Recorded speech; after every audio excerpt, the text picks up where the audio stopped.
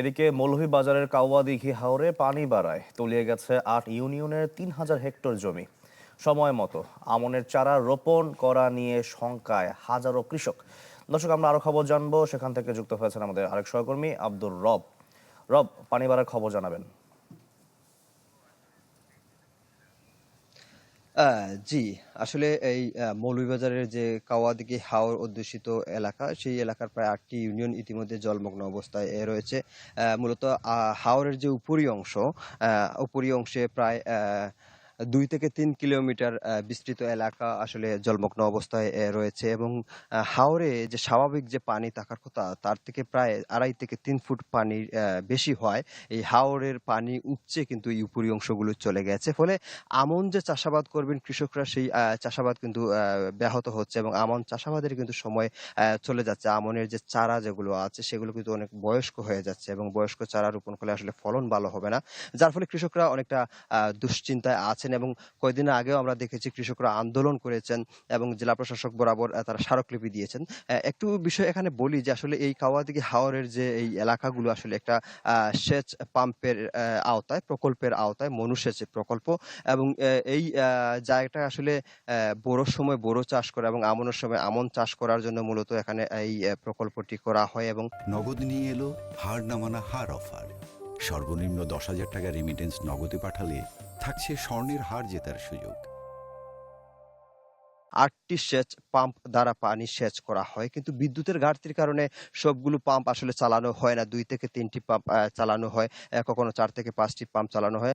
পাম্পের যে সক্ষমতা রয়েছে সেই সক্ষমতাগুলো আসলে অনেক কম, যে পানির তুলনায়। যার ফলে এই বোরোর সময় দেখা যায় যে অনেক সময় যে চাষীরা বোরো ফসল যে তুলতে পারে না এবং যে আমনের সময় আমন যে পারবেন সেই জায়গাটা তাদের জলমগ্নতার কারণে আসলে চাষাবাদে অনেকটা ক্ষতিগ্রস্ত হয়।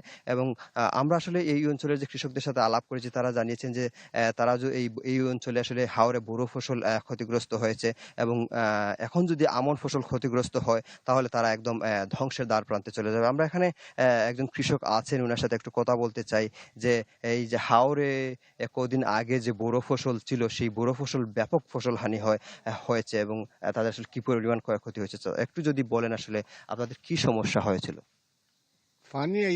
পানিয়ে অনেক জায়গা, হাজার একর জায়গা হইব পানিয়ে নিছে। আর পানি হওয়া পরে অনেক ক্ষতিগ্রস্ত মানুষ রয়েছে। কি পরিমাণ ফসল আপনাদের ক্ষতিগ্রস্ত হয়েছে এবং ওই যে আপনাদের ঋণ বা ওই যে অনেক টাকা তো ঋণ টিন আছে, এগুলো কিভাবে শোধ করলেন? এলা সুজ কেউ করতে পারছে না, কেউ জায়গা জমিন বেচিয়া সুজ করে না, কেউ মানে ঋণের উপরে রইয়া গেছে। কেউ লোন তুলিয়া নিয়ে খেত করছে, লোন তুলিয়া খেত করিয়া লোন দিতে পারছে না। এটা নিয়ে বহুত বিক্রিয়াতি মানুষ আছে, অনেক ক্ষতিগ্রস্ত হয়েছে। জি, আমরা শুনছিলাম একজন বুড়ো চাষীর কথা, আ যিনি বলছিলেন আসলে তারা যে হাওরে যে বুড়ো ফসল হারিয়েছেন, সেই ফসল এর যে ক্ষয়ক্ষতি, সেই ক্ষয়ক্ষতিটা তারা কিন্তু নিরূপণ করতে পারেন নাই। ক্ষয়ক্ষতিটা পুষাতে পারেন নাই।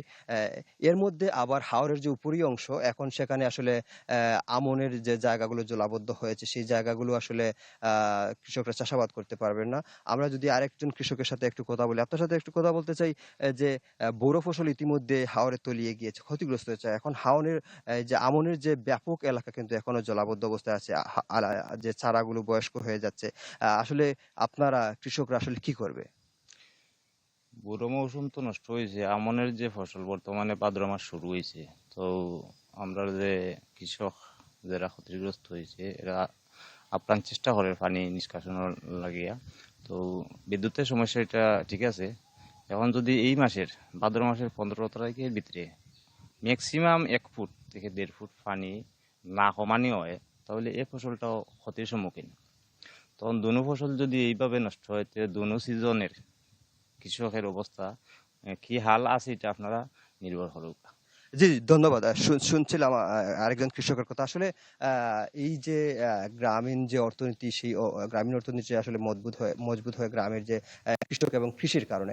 যদি সেই কৃষকরা কৃষি এবং চাষাবাদ যদি না করতে পারেন, তাহলে তারা একদম আ ধ্বংস হয়ে যাবেন। জি, জি। আব্দুর রব, বুঝতে পেরেছি। ধন্যবাদ আপনাকে আমাদের সঙ্গে যুক্ত হওয়ার জন্য। দর্শক, মৌলভীবাজারের হাওরের পানি বাড়ার খবর আমরা এতক্ষণ জানছিলাম।